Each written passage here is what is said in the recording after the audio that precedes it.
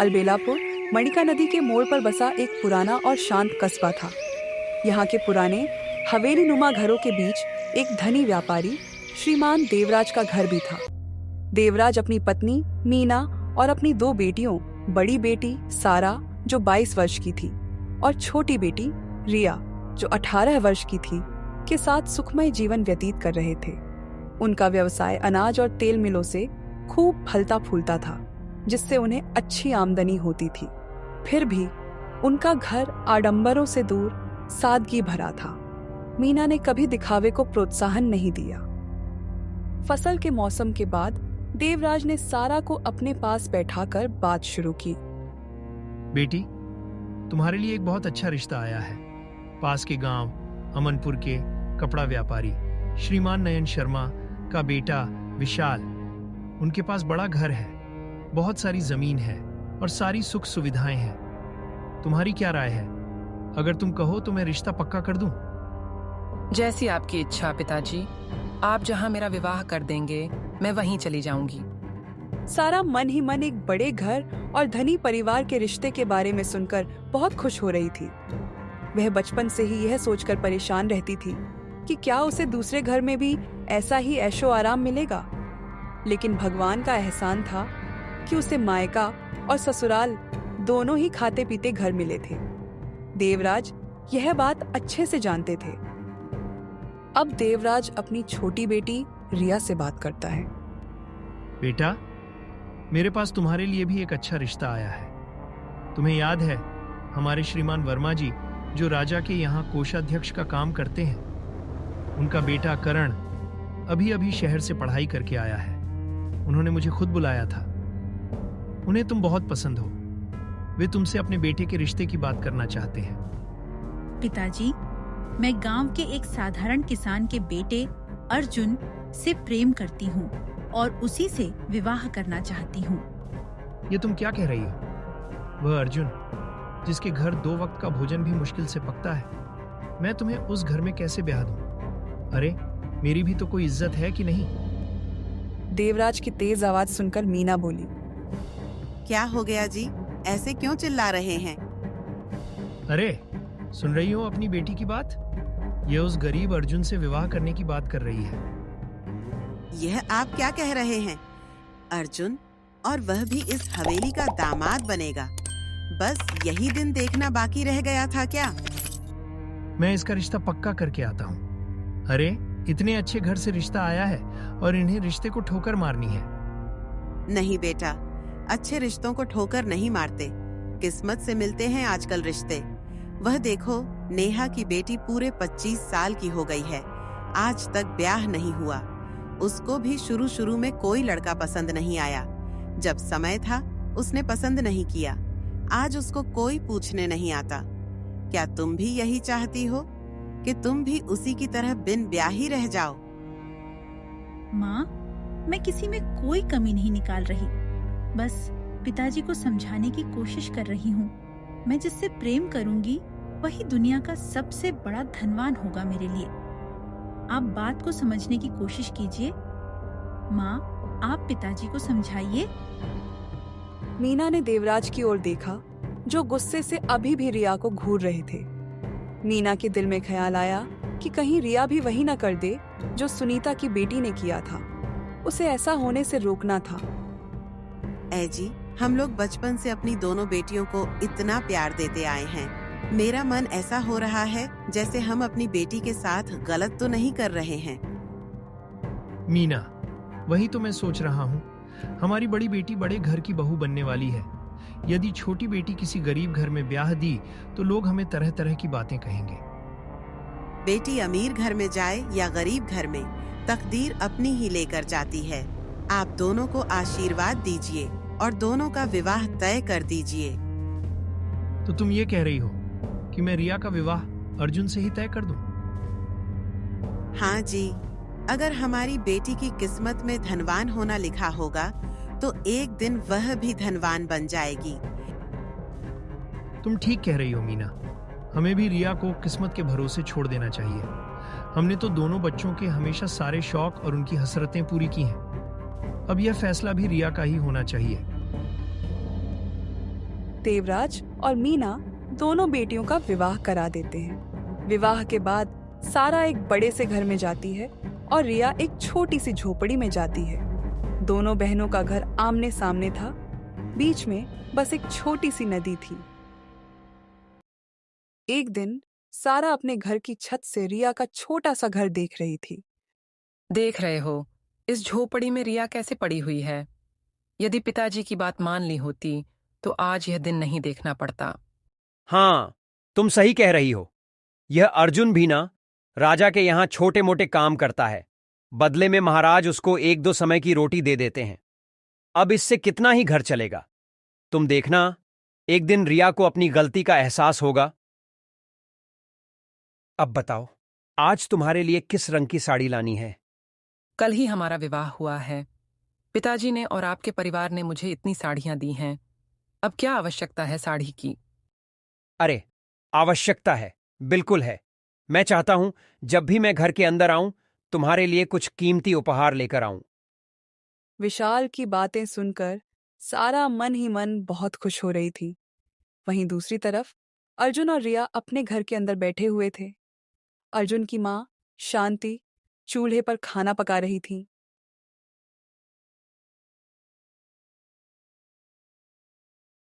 माँ जी, आप हट जाएं, मैं खाना पका देती हूँ।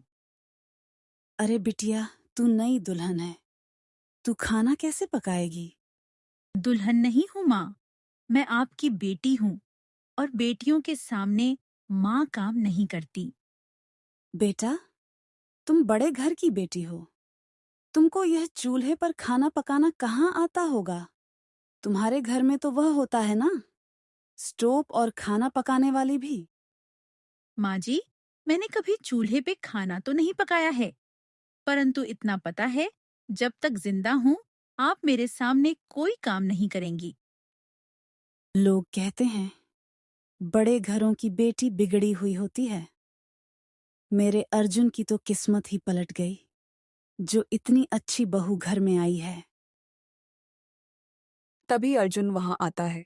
उसका चेहरा उतरा हुआ था। माँ, इतने दिनों से राजा के यहाँ खेती करता हूं। वह मुझे 1 महीने के सिर्फ 100 रुपये देते हैं। आज 1 महीना हो गया। मंत्री जी से बोला था पगार दिला दो। मंत्री जी ने सीधे टाल दिया, कहा बाद में ले लेना, अभी राजा दूसरे कामों में उलझे हुए हैं। कोई बात नहीं बेटा, बाद में ले लेना। इसमें इतना निराश होने वाली क्या बात है? माँ, रिया कल ही घर आई है। सोच रहा था उसके लिए कुछ लेता आऊंगा, वो खुश हो जाएगी। बड़े घर की लड़की है, यहां गुजारा करना उसके लिए कितना मुश्किल होगा। मैं तो उसके सामने ये बात बोल भी नहीं सकता, कहीं उसको मुझसे विवाह करने का फैसला गलत ना लगने लगे और वह यह घर और रिश्ता छोड़कर अपने मायके चली जाए। प्रेम और विवाह में जमीन और आसमान का अंतर होता है। कल तक प्रेम था, आज विवाह के कठिन डोर में बंध चुके हैं। कहीं ऐसा न हो कि इस तंग डोरी से उसका दम घुट जाए। वो दोनों बात कर ही रहे होते हैं, तभी वहां रिया आ जाती है। मेरा कोई दम नहीं घुट रहा। मुझे बहुत अच्छा लग रहा है इस घर में आकर। ऐसा लग रहा है भगवान मेरे साथ हैं, और बुरा इसलिए लग रहा है क्योंकि आप और माँ जी मुझे समझ नहीं पाए। रिया, तुम परेशान नहीं हो। मैं बस ये सोच रहा था कि तुम यहां इतनी छोटी सी धुएं से भरी झोपड़ी में कैसे रहोगी। तुम और सारा दीदी साथ में पले बड़े हैं। आज सारा दीदी इतने बड़े घर की मालकिन बन गई है और तुम इस छोटे से घर में हो। मुझे यह सोचकर बहुत बुरा लग रहा है। मैं सारा दीदी से ज्यादा खुश हूँ, और एक दिन यह बात आप भी मानोगे। एक शाम विशाल एक पतली सी गली की तरफ जा रहा था। तभी उसे सामने से एक मछुआरा आता दिखाई दिया, जिसकी आंखों में आंसू थे। बेटा विशाल, तुम हमेशा मुझसे मछली खरीदते आए हो ना? हाँ, खरीदता तो हूं, पर हुआ क्या है? जिस तालाब में मैं जाल डालता हूं, उसी तालाब में कल से दूसरा मछुआरा आने लगा है। उसका कहना है कि वह राजा का खास आदमी है। अब से तालाब की सारी मछलियां वो ही ले जाएगा। यदि उसने मुझे मछली नहीं पकड़ने दी, तो मेरे छोटे छोटे बच्चे क्या खाएंगे? वो तो भूख से मर जाएंगे। मुझे तो मछली पकड़ने के सिवा कोई दूसरा काम आता भी नहीं है। अरे काका, फिक्र क्यों करते हो मेरे होते हुए? चलो मेरे साथ चलो, मैं देखता हूं कौन तुमको मछली पकड़ने से रोकता है। विशाल मछुआरे के साथ साथ चलने लगता है। कुछ ही देर में वो तालाब के किनारे आ जाते हैं, जहां पहले से ही एक आदमी जिसका नाम तरुण था, वो बैठा हुआ था। तुमने इसकी मछलियों पर कब्जा क्यों किया हुआ है? अरे वह गरीब आदमी है, उसके बच्चे भूख से मर जाएंगे। बात तो आपकी ठीक है साहब, पर यह तालाब तो मैं अब इस मछुआरे को नहीं दूंगा। यदि आप बोलें तो इस तालाब का एक हिस्सा मछली मैं आपको दे सकता हूं। मछलियां खाने का हमें शौक है, पर एक हिस्सा मछलियां तो बहुत होती हैं। ये तालाब तो मछलियों से भरा पड़ा है। इतनी मछलियों का मैं क्या करूंगा? सोच कर देखो साहब, एक हिस्सा मछली बेचकर मैं पैसे आपके घर आपको देकर आऊंगा। आपको कुछ नहीं करना है, बस इस मछुआरे से मुझे यह तालाब दिला दो। तरुण, ये साहब गांव में सबसे अधिक ईमानदार और पैसे वाले हैं। जिनका ईमान तू खरीदने की बात कर रहा है, वो बिकाऊ नहीं है। एक बार साहब अपने मुंह से बोल देते तो मेरे लिए फैसला करने में आसानी होती। हो गया फैसला, अब यह तालाब तरुण के पास ही रहेगा। ये आप क्या कह रहे हैं विशाल बाबू? अरे, मैंने कितने साल आपकी सेवा की है। हाँ, इतने साल तुमने सेवा की, अब तरुण को भी थोड़ा सा मौका दो। ऐसा मत कीजिए साहब, मेरे छोटे छोटे बच्चे भूख से मर जाएंगे। अरे कुछ तो दया कीजिए। विशाल ने उसकी एक न सुनी, और यह सब न पहली बार था न आखिरी बार। वो लोगों को ऐसे ही ठग कर पैसे कमाया करता था, इसलिए उसके पास इतना पैसा जमा हो गया था। वहीं दूसरी तरफ अर्जुन रात होने के बाद अपने घर लौट रहा था। थकान से उसकी हालत खराब थी। वो जैसे ही विशाल के घर के पास पहुंचा, उसके कानों में किसी के रोने की आवाज पड़ी। अरे, ये किसके रोने की आवाज है? ये तो सारा दीदी का घर है ना? कहीं दीदी किसी मुसीबत में तो नहीं? अर्जुन आगे बढ़ता गया। जैसे जैसे वो आगे बढ़ रहा था, रोने की आवाज उतनी ही तेज हो रही थी। अर्जुन ने सामने जो देखा, उसे देखकर वह हैरान रह गया। अरे, यह औरत इतनी रात को यहां क्या कर रही है? और यह है कौन? मुझे इस औरत से बात करनी होगी। काकी, क्या हुआ आपको? आप इतनी रात को यहां क्या कर रही हैं? और इतना ज्यादा रो क्यों रही हो आप? क्या बताऊं बेटा, विशाल जी को कब से हवेली के बाहर बुला रही हूं। वो हैं कि निकल ही नहीं रहे। आपको विशाल जी से काम है। रुको, मैं उनको बुला देता हूं। बेटा, वो बाहर नहीं आएंगे। क्यों काकी? कल मेरी बेटी का विवाह है। मैंने अपनी बेटी के लिए कुछ जेवर बनवाकर विशाल जी की हवेली में रख दिए थे। यह सोचकर कि मैं गांव की छोटी सी झोपड़ी में रहती हूं, चोरी हो गए तो क्या करूंगी। अब विशाल बाबू का दरवाजा पीट रही हूं, वो दरवाजा ही नहीं खोलते। काकी, हो सकता है विशाल बाबू घर पर ना हो, वरना ऐसा नहीं हो सकता कि आपकी जेवर वो रख लेंगे। अरे, आपने खून पसीने की कमाई से जेवर बनाए हैं, वो रख नहीं सकते। आप एक काम करो, मेरे घर चलो, पानी पियो, थोड़ा आराम करो, फिर आकर विशाल बाबू का दरवाजा खुलवाना। शायद तब तक विशाल बाबू भी आ जाए। बेटे, विशाल घर में ही है। मैंने खुद उसको घर के अंदर जाते हुए देखा है। अर्जुन सोच में पड़ गया। जब विशाल अंदर है, तो वो दरवाजा क्यों नहीं खोल रहा? अब उसको भी सच जानना था। उसने जोर से आवाज लगाई।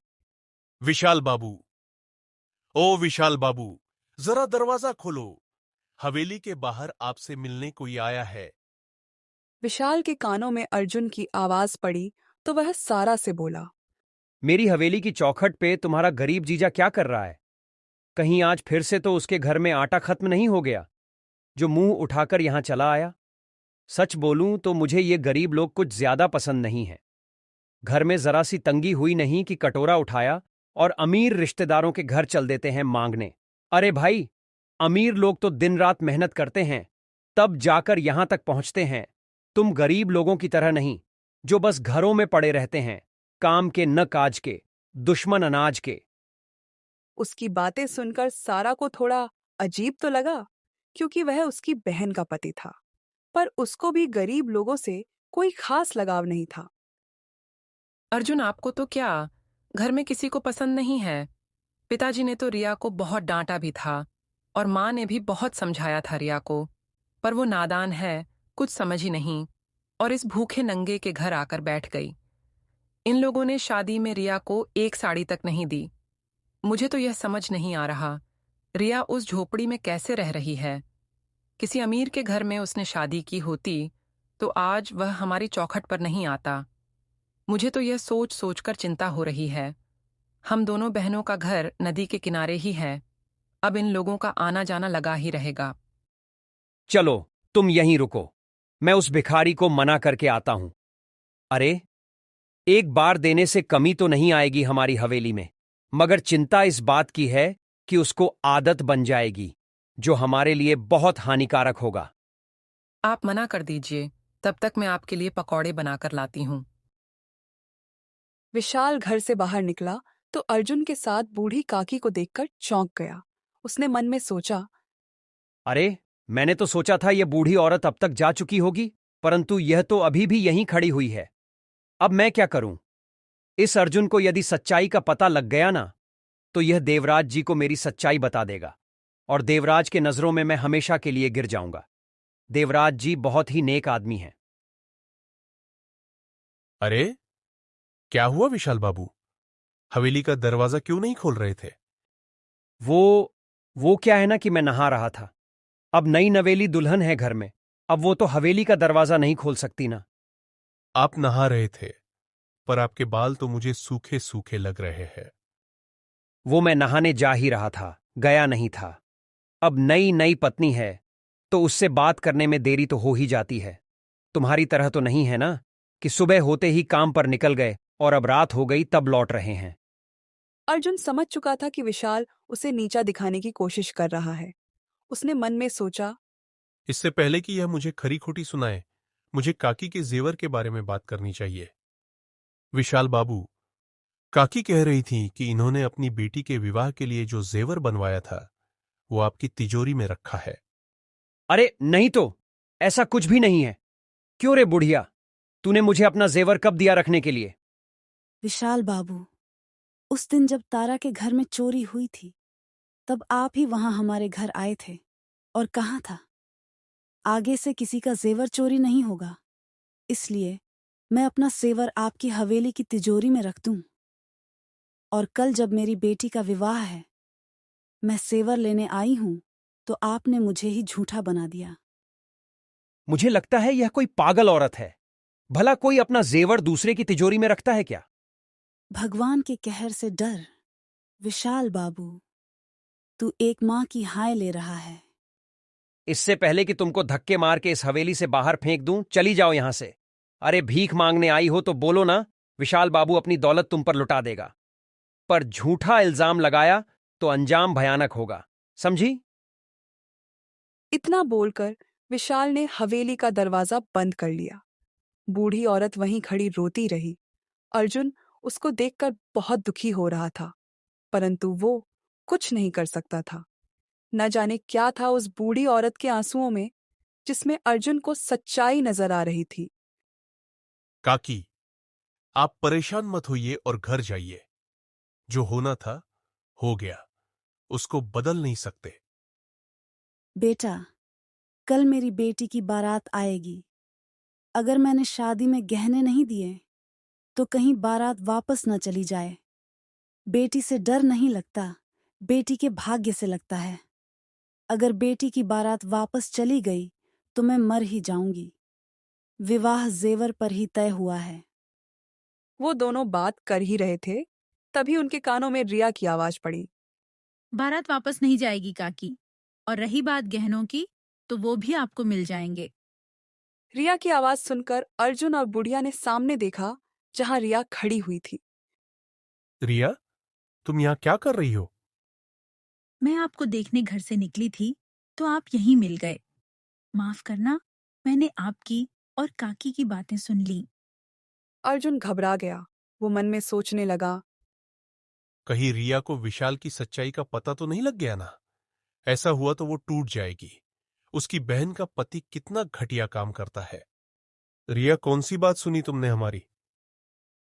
यही कि काकी की बेटी का विवाह जेवर पर तय हुआ है। अगर जेवर नहीं दिए गए तो विवाह टूट भी सकता है, यही ना? वैसे तुम इतना घबराए हुए क्यों हो? कोई और बात भी थी क्या जिसका मुझे नहीं पता? बेटा वो हाँ हाँ, यही बात कर रहे थे हम दोनों। बुढ़िया ने अर्जुन की तरफ देखा, परंतु कुछ बोली नहीं। रिया ने अपने गहने उतारे और बुढ़िया को देते हुए बोली, ये रख लीजिए काकी, ये आपकी बेटी के विवाह में काम आएंगे। यह तुम क्या कह रही हो बेटा? ये मैं नहीं ले सकती। हाँ रिया, तुम ऐसा नहीं कर सकती। आखिर ये सब तुम्हारे पिताजी ने तुम्हें कितने प्यार से दिए थे। तुम ऐसे ही किसी को भी यह नहीं दे सकती। अब तक मुझे इनकी जरूरत थी, इसलिए मेरे पास थे। अब मुझसे ज्यादा जरूरत इन गहनों की काकी को है।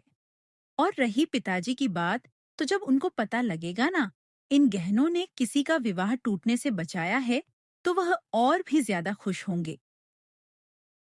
अर्जुन कुछ नहीं बोला और बस रिया की तरफ देखता रहा। बुढ़िया के लाख मना करने के बाद भी रिया ने एक अनजान औरत को अपने गहने दे दिए। यह अर्जुन के लिए कोई छोटी बात नहीं थी। अर्जुन को सोच में गुम देख रिया ने कहा, अब जल्दी से घर के अंदर आओ, माँ जी प्रतीक्षा कर रही हैं, चलो। अगले दिन सुबह सुबह रिया चूल्हे पे खाना पका रही थी। तभी सारा वहां आती है। रिया सारा को वहां देखकर बहुत खुश होती है। अभी तेरी शादी को 4 दिन नहीं हुए और तुमने चूल्हा चौका संभाल लिया। हालत देख अपनी, बिल्कुल ऐसी लग रही है जैसे कई घरों का काम करके आई है। चेहरे का रंग देख, धुएं में काम कर करके तूने अपनी हालत बिगाड़ ली। ऐसा नहीं है दीदी, मैं यहाँ बहुत खुश हूँ। वो तो दिख रहा है। मेरे पति तो मेरे लिए रोज कुछ न कुछ लेकर आते हैं। तू बता, तुझे अर्जुन ने क्या ला कर दिया? अर्जुन राजा के यहाँ काम करते हैं। अभी उनकी पगार नहीं मिली। वो बोल रहे थे जब पगार मिल जाएगी तब वो भी मेरे लिए नई साड़ी लाएंगे। सारा हंसती गई और रिया का मजाक बनाती गई और कुछ देर बाद वहां से उठकर अपनी हवेली चली गई। रिया से गहने लेने के बाद बुढ़िया सीधा महल जाती है। महल आकर वो राजा को विशाल के बारे में सारी बातें बता देती है। उस बुढ़िया की बात सुनकर राजा मंत्री से कहते हैं, मंत्री जी, पता लगाओ क्या यह औरत सच बोल रही है या झूठ, क्योंकि विशाल इस गांव का सबसे ज्यादा धनवान है। यदि इस बुढ़िया ने उसका धन देखकर विशाल पर गलत इल्जाम लगाने की कोशिश की तो इस बुढ़िया का अंजाम भयानक होगा। महाराज, आज सुबह ही एक मछुआरे की पत्नी महल आई थी अपने 4 बच्चों को लेके। उसका कहना था कि जिस तालाब में उसका पति मछली पकड़ता था, विशाल बाबू ने उस तालाब को किसी और को दे दिया। बदले में उससे एक हिस्सा मछली ले ली। मछुआरे के घर में खाने के लिए कुछ नहीं था। बच्चे भूख से तड़प रहे थे महाराज, इसलिए मछुआरे ने आत्महत्या कर ली, क्योंकि उस मछुआरे को मछली पकड़ने के सिवा कोई दूसरा काम नहीं आता था। ये तुम क्या कह रहे हो? उस मछुआरे ने आत्महत्या कर ली? ये बात तुमने हमें पहले क्यों नहीं बताई? महाराज, विशाल बाबू आपके लिए बहुत खास हैं। हम आपसे कुछ भी कहते आपको झूठ ही लगता, इसलिए हम चुप थे। राजा सोच में पड़ गए। उन्होंने बुढ़िया से कहा, तुम्हारे पास कोई सबूत है जिससे तुम यह साबित करो कि विशाल बाबू के घर तुम्हारे गहने हैं? महाराज, मेरे गहनों में एक 100 साल पुराना सिक्का है और उस सिक्के का एक कोना मुड़ा हुआ है। हम अभी विशाल के घर की तलाशी लेंगे। यदि वह पुराना सिक्का विशाल की हवेली में मिल गया तो जितना तुम बोलोगी तुमको तुम्हारे उतने गहने लौटा दिए जाएंगे। कुछ ही देर में विशाल ढेर सारे गहने राजा के सामने लेकर खड़ा हुआ था। उन गहनों में एक वो मुड़ा हुआ पुराना सिक्का भी था जो बुढ़िया ने बताया था। विशाल, हम तुमको क्या समझते थे और तुम क्या निकले? तुमने पूरे गांव को ठगा है। तुम इंसान कहलाने लायक भी नहीं रहे। हम तुमको मृत्युदंड देंगे। राजा के इतना बोलते ही विशाल ने अपना सिर झुका लिया। तभी अर्जुन दौड़ते हुए आया। अर्जुन, तुम यहां क्या कर रहे हो? जाओ अपना काम निपटाओ। महाराज, विशाल बाबू को छोड़ दीजिए। उनसे गलती हो गई। उनको माफ कर दीजिए महाराज। उनको मृत्युदंड मत दीजिए। तुम इस चोर का साथ क्यों दे रहे हो? यह तो तुम्हें हमेशा नीचा दिखाना चाहता है। महाराज, यह मेरी पत्नी की बहन का पति है। विशाल को कुछ हो गया तो सारा जी के साथ साथ देवराज का परिवार भी टूट जाएगा। देवराज जी ने कितने अरमानों से सारा जी के लिए विशाल जी को पसंद किया था। अर्जुन की बात सुनकर राजा ने अर्जुन से कहा, तुम और विशाल एक ही हवेली के दामाद हो और दोनों में जमीन आसमान का फर्क है। तुम एक सच्चे नेक दिल इंसान हो और यह एक चोर है। महाराज, एक मौका दे दीजिए, बस एक मौका। जाओ, दिया एक मौका। तुम्हारे और विशाल के बीच एक प्रतियोगिता रखता हूं। जो भी तुम में से उस प्रतियोगिता में जीत गया, यदि विशाल उस प्रतियोगिता में जीत गया तो मैं उसका कसूर माफ कर दूंगा। यदि वह फिर से हार गया तो मैं उसको मृत्यु दंड दूंगा। प्रतियोगिता शुरू होती है। अर्जुन और विशाल वहां से चले जाते हैं और खेतों में लग जाते हैं। दोनों दिन रात मेहनत करते हैं। देखते ही देखते 3 महीने भी बीत जाते हैं। महल में आज भारी भीड़ थी। पूरा गांव आज विशाल और अर्जुन की प्रतियोगिता देखने आया था, जिसमें रिया, सारा, देवराज और मीना भी आए थे। यदि विशाल इस बार हार गए तो क्या राजा उनको दंड देंगे? भगवान से प्रार्थना करो बेटा, उसको कुछ नहीं होगा। अर्जुन तो उस दिन विशाल जी को राजा से बचाने की बड़ी बड़ी बातें कर रहा था। कह रहा था, विशाल जी को कुछ हो गया तो पूरा देवराज परिवार टूट जाएगा। आज राजा ने दोनों के बीच प्रतियोगिता क्या रख दी। अर्जुन दिन रात जीतने के लिए मेहनत कर रहा है। आखिर उसको भी तो जीतना है। जीत गया तभी तो सेनापति बनेगा और झोपड़ी से सीधा महल में पहुंच जाएगा। रिया को सारा के मुंह से यह सुनकर बड़ा दुख हुआ। वो जानती थी अर्जुन बहुत मेहनत कर रहा है विशाल को बचाने की, पर अफसोस, सारा अभी भी अर्जुन को ही बुरा भला कह रही थी। रिया की आंखों में आंसू आ गए, जिसको देवराज ने देख लिया। तुम्हारा पति तो बड़ी हवेली वाला बनकर घूमता है, खुद को बहुत महान समझता है। अरे चोर है वो, चोर। मुझे तो खुद से ही नफरत हो गई। मैं अपनी बेटी के लिए जिसको हीरा समझा, वो तो एक कलंक निकला। विशाल की खातिर एक मछुआरे ने आत्महत्या कर ली। उसके बाद भी अर्जुन ने इतनी कोशिश से विशाल को एक और मौका दिलवाया। उसके बाद भी तुम अर्जुन को ही दोषी ठहरा रही हो। मुझे तो शर्म आती है अर्जुन का सामना करने से भी। जिसको मैं कुछ नहीं समझता था, वही मेरा असली हीरा निकला। अपने पिता के मुंह से यह सुनकर रिया को बहुत अच्छा लग रहा था। तभी राजा के सामने मंत्री आकर बोला, महाराज, प्रतियोगिता का पता लग गया है। जो सैनिक अपने खेतों में भेजे थे वह वापस आ गए हैं। महाराज, सबसे ज्यादा अनाज जिसके खेतों में उगा है वो विशाल है। बधाई हो विशाल तुमको। मैंने जीवन दान दे दिया, परंतु भूलना नहीं, यह जिंदगी तुमको सिर्फ और सिर्फ अर्जुन के कारण मिली है। क्या मैं पूछ सकता हूं, विशाल ऐशो आराम से पलने वाला आदमी खेतों में सबसे ज्यादा अनाज कैसे उगा सकता है? अनाज तो ज्यादा अर्जुन के खेतों में भी मिला था। परंतु जब कल रात विशाल और सारे गांव वाले सो रहे थे, तब अर्जुन चुपके से निकलकर खेतों में गया और उसने अपना आधा अनाज विशाल के खेतों में डाल दिया, जिससे उसको जीवन दान मिल सके। महाराज, आपको ये सब कैसे पता चला? हम यहां के राजा हैं। हमको उसी दिन पता लग गया था तुम कुछ न कुछ जरूर करोगे, जिस दिन तुम विशाल के लिए हमारे सामने अड़ गए थे, और इसीलिए हमने तुम पर नजर रखी और कल रात अपनी आंखों से तुमको अनाज डालते भी देख लिया। क्या आप मुझे मृत्युदंड देंगे महाराज? अर्जुन ने इतनी मेहनत इसलिए की क्योंकि तुमको वह बचाना चाहता था, और हम अर्जुन की मेहनत देखकर बहुत खुश हैं। इसी खुशी में हम तुमको जीवन दान देते हैं और अर्जुन को इस महल का सेनापति घोषित करते हैं। आज से अर्जुन और उसका परिवार महल में ही रहेंगे। महल को अर्जुन जैसे युवक की खास जरूरत है। और फिर सब अपने अपने घरों को चले जाते हैं। अर्जुन महल में आकर रहने लगता है। विशाल भी उसके बाद छोटा मोटा काम करने लगता है और बाकी का जीवन खुशी खुशी व्यतीत करते हैं।